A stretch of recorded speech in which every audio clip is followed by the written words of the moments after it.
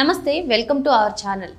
గత ప్రభుత్వ హయాంలో చూసినట్లయితే అవినీతి కోకొల్లలు, అందులోనూ భూ కబ్జాలు, భూ అక్రమాలు చూసినట్లయితే చాలా రకాలుగా చేశారు. మరి రెవెన్యూ శాఖతో సమీక్ష నిర్వహించిన చంద్రబాబు ఎవరైనా భూ కబ్జాలుకి పాల్పడినా లేదంటే భూ ఆక్రమణలకు పాల్పడిన కఠిన చర్యలు తప్పవని, భూ కబ్జాదారులు హంతకులతో సమానమని వ్యాఖ్యానించారు. మరి ఈ అంశంపై చర్చించడానికి మనతో పాటుగా ఉన్నారు సీనియర్ జర్నలిస్ట్ దుర్గకుమార్ గారు. సార్ నమస్తే. సార్ నమస్కారం. శ్రావణి. సరే, ఎవరైనా సరే భూ కబ్జాలకు పాల్పడినా లేదంటే భూ ఆక్రమణలకు పాల్పడినా వారికి కఠిన చర్యలు తప్పవు, పీడీ యాక్ట్ తరహా చట్టం ఉంటుంది, కఠిన చర్యలు అయితే తప్పవు అని నిన్న చంద్రబాబు గారు ఏదైతే సమీక్ష నిర్వహించారో, రెవెన్యూ శాఖ సమీక్ష నిర్వహించారు సార్, అందులో స్పష్టం చేశారు. దీనిపై మీ స్పందన ఏంటి సార్? నిజంగా ఇంతవరకు అంటే నేను 79లో జర్నలిజంలోకి వచ్చానమ్మా. ఇంతవరకు ఇలాంటి మాట అన్న ముఖ్యమంత్రి ఇంతవరకు నేను చూడలేదు.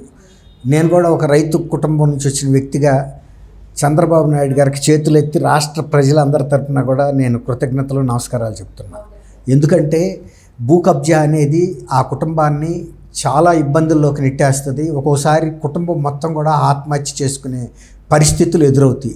ఎందుకంటే ఎవరైనా రైతులు భూమి మీద ఆధారపడతారు, కానీ భూ రాబందులు వాళ్ళకి అదొక ఆట. ఎలుకకి చెలగాటం, పిల్లికి ప్రాణ సంకటం అంటారు. ఎలుకకి అది ఊరికే ఆటే, కానీ పట్టుకుని కొరికిందంటే పిల్లి ప్రాణం పోతుంది. అట్లాగే భూ రాబందులు, భూ కబ్జాదారులు చేసే పనుల మూలన అనేక సార్లు గ్రామాల్లో కుటుంబాలు పూర్తిగా అందరూ సభ్యులందరూ కూడా ఆత్మహత్య చేసుకున్న సందర్భం చూశాను నేను. కొంతమంది కుటుంబ పెద్దలు, తల్లిదండ్రులు చేసుకున్న సందర్భం చూశాను. ఎంత ఆవేదన కలుగుతుందంటే వాళ్ళకి భుక్తి ఇచ్చే భూమే పోయిన తర్వాత వాళ్ళ జీవితమే వ్యర్థం అనుకుంటారు. అంత తీవ్రమైన నేరం. ఇంతవరకు ఎవరు కూడా దీన్ని ఇంత తీవ్రంగా పరిగణించిన ముఖ్యమంత్రి లేరు. కానీ చంద్రబాబు నాయుడు గారు ఆ మాట వాళ్ళు అంటాం, రైతులకి ఎవరైతే భూ కబ్జాలకు గురయ్యారో దాదాపు ఇప్పుడు 1,67,000 ఫిర్యాదులు వస్తే ప్రజల నుంచి వాళ్ళ ఇబ్బందుల్లో, అందులో సగం ఫిర్యాదులు 80,000 దాకా భూ కబ్జాలకు సంబంధించి ఉన్నాయని చెప్తున్నారు. తర్వాత మొన్న రీసర్వే అని పెట్టిన వాటిల్లో కూడా దాదాపు ఒక 2-3 లక్షల ఫిర్యాదులు వచ్చినాయి అని చెబుతున్నారు. మళ్ళీ వాటిని కూడా సెటిల్ చేయమని కూడా ఆయన చెప్పాడు. తర్వాత ఇంకోటి ఏంటంటే, అసలు భూ కబ్జా చేసిన వాళ్ళ మీద వెంటనే చర్యలకు ఉపక్రమించండి, కేసు కట్టేసేయండి, వాళ్ళని ఒక హంతకులు అంటే హత్యా నేరంతో సమానంగా పరిగణించమంటాం అంటే కొంత భయం కూడా ఏర్పడుతుంది. ఇప్పుడు భూ కబ్జాదారులకి ఎవరైతే భూ కబ్జాలకు పాల్పడ్డారో వాళ్ళు స్వచ్ఛందంగా కూడా కొన్ని సందర్భాల్లో పోలీసులు కనుక వెళ్ళి కనుక బెదిరిస్తే ఇప్పుడు వదిలేస్తారు. ఎందుకు సార్ ఇక వద్దు, మేము వదిలేస్తాము, మళ్ళీ కేసులు పెట్టొద్దు. ఎందుకంటే ఒక 14 ఏళ్ల పాటు జైల్లోకి వెళ్ళాల్సి వస్తుంది ఆ కబ్జాదారులు. కనీసం కొంతమంది, అందరూ నేను స్వచ్ఛందంగా వదులుతారని అనుకోను, కానీ కొంతమంది అయితే అట్లాగే కేసు కట్టి కొంత ముందుకు వెళ్ళేటప్పుడు కొంతమంది జారిపోతారు ఎవరైతే కబ్జా చేశారో. ఇక్కడ నుంచి చేయాలనుకున్న వాళ్ళకు కూడా ఒక భయం అయితే ఏర్పడుతుంది. తర్వాత అట్లాగే ఇప్పుడు సర్వే రాళ్ల మీద జగన్మోహన్ రెడ్డి గారు బొమ్మ వేస్తే చాలామంది రైతులు ఫిర్యాదు చేస్తున్నారు. ఇది మా భూమి సర్వే రాళ్ల మీద ఆయన బొమ్మ ఏంటి, పొద్దున్నే లేచి ఆయన ముఖం చూడాలా, ప్రజల్ని పీడించు తిన్నాడు, మేము ఎలక్షన్లో వద్దని కూడా ఓడించాము, కనీసం మాకు తెల్లారి ఆ సర్వే రాళ్ల మీద ఆ ముఖం తీసేయమని ప్రభుత్వాలకు ఫిర్యాదులు కూడా చేస్తున్నారు.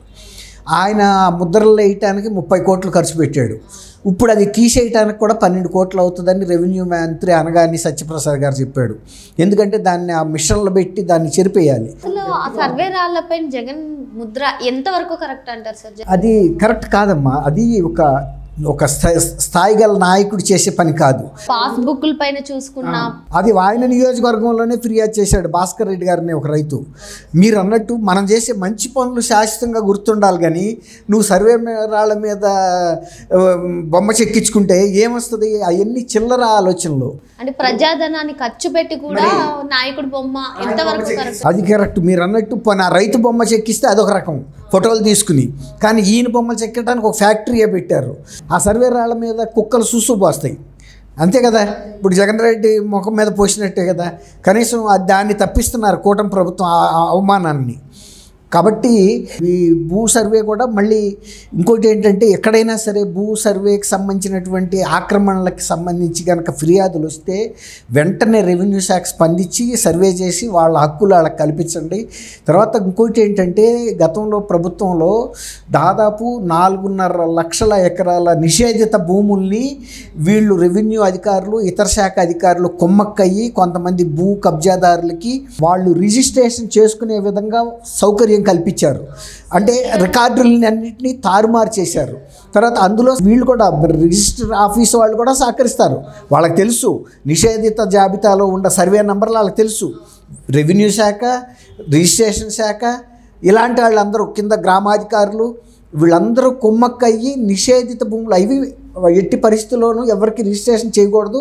అవి ప్రభుత్వ భూములన్నా అయి ఉండాలి, వక్ఫ్ భూములు అయి ఉండాలి, లేకపోతేనేమో సైంట్ భూమ్స్ అవ్వచ్చు, పోరంబోక భూములు అవ్వచ్చు, తర్వాత హిందూ దేవాలయాలకు సంబంధించినటువంటి భూములు కావచ్చు.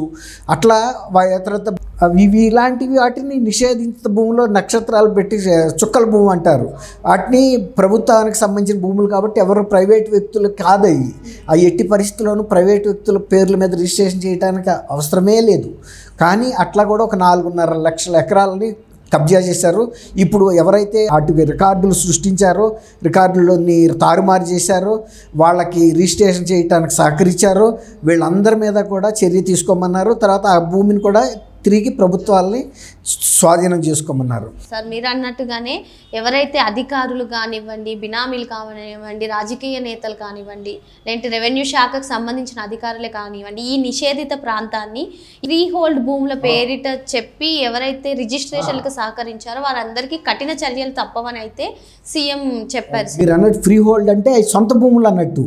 అవి సొంత భూములు కాదవి. అవి రకరకాల స్వభావంతో ప్రభుత్వాలకి, ప్రభుత్వ శాఖలకి సంబంధించినవి, వివిధ మత సంస్థలకు సంబంధించినవి, లేకపోతే చెరువులకు సంబంధించి, కాలువలకు సంబంధించి ఇలాంటి భూములు అవన్నీ కూడా ప్రజా ప్రయోజనార్థం ఉండేవి తప్ప సొంతం అయితే కాదు. చూస్తే ఆ ఫ్రీ హోల్డ్ భూముల పేరిటే మరి రెవెన్యూ నుంచి చేశారు. అందుకే ఇది ఒక పెద్ద భూ కుంభకోణాలు జరిగినాయి అనేది ఇప్పుడు ప్రభుత్వానికి అన్ని ఫిర్యాదులు వచ్చినాయి.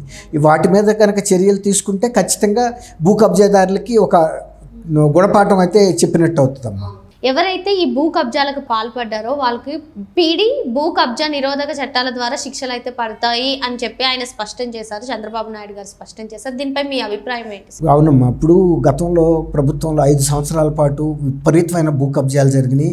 అంటే ఈ గత ప్రభుత్వం వచ్చిందే, వైఎస్ఆర్సీపీ నాయకులు మేము అధికారంలోకి వచ్చిందే భూ కబ్జాలకు అన్నట్టుగా వ్యవహరించారు. ఎక్కడ దొరికితే అక్కడ ఆఖరికి భూ రికార్డులకు సంబంధించిన సబ్ కలెక్టర్ కార్యాలయాల్లో మదనపల్లిలో మొత్తం తగలబెట్టేశారు కొన్ని వేల ఎకరాలకు సంబంధించినటువంటి భూ రికార్డులను కూడా.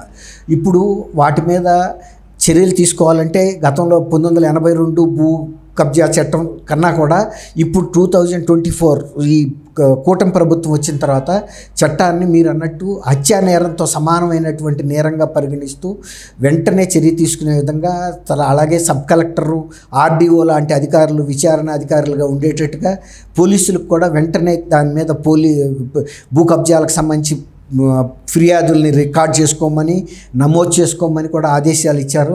చట్టంలో పెద్ద సవరణలు మార్పు చేశారన్నమాట. గతంలో కనుక ల్యాండ్ హోల్డింగ్ యాక్ట్ అని ఒకటి పెట్టబోయి దాన్ని ప్రజల యొక్క ఆస్తులను కూడా ప్రభుత్వ అధికారుల దయాదాక్షిణ్యం మీద నిర్ణయించే ఒక చట్టాన్ని తీసుకురాకపోతే ప్రజలు వ్యతిరేకించారు. అందుకే వైఎస్ఆర్సీపీ ప్రభుత్వాన్ని అంత ఘోరంగా ఓడించారు 151 నుంచి 11 స్థానాలకి.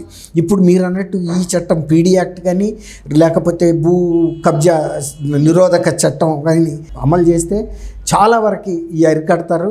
ఇది కఠినంగా అమలు చేయాల్సిన బాధ్యత కూడా ప్రభుత్వం చూడాలి. ఎందుకంటే గ్రామాల్లో అధికారులు నిర్లిప్తంగాను నిర్లక్ష్యంగా వ్యవహరించి డబ్బులున్న వాళ్ళ పక్షాన, రాజకీయ పలుకుబడి ఉన్న పక్షాన నిలబడతారు. దాన్ని గట్టిగా వాళ్ళు పర్యవేక్షించాల్సిన అవసరం అయితే ఉంది. ఎవరైనా భూ కబ్జాలకు పాల్పడినా, భూ ఆక్రమణలకు పాల్పడినా కఠిన చర్యలు తప్పవని చెప్పి ప్రభుత్వం అంటుంది. దీనిపైన కఠిన శిక్షలు ఉండాలని కూడా సార్ చెప్తున్నారు. Thank you sir. Thank you Shravani.